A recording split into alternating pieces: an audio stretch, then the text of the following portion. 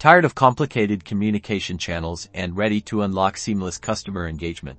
Then follow along as we break down exactly how to use Messagebird's WhatsApp Business API in just a few simple steps.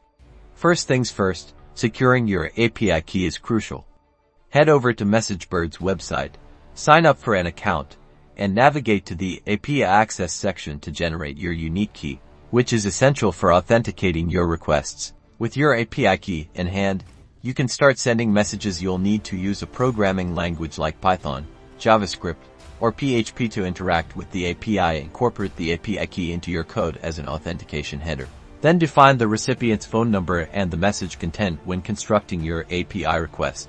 To receive messages, configure a webhook URL within your Messagebird account, allowing Messagebird to send incoming messages to your application. This ensures instant responses to customer inquiries. Now to create impressive message templates, access the Template Management section in your Messagebird dashboard. Build your template messages adhering to WhatsApp's guidelines, incorporating variables for customization, and submit them for approval.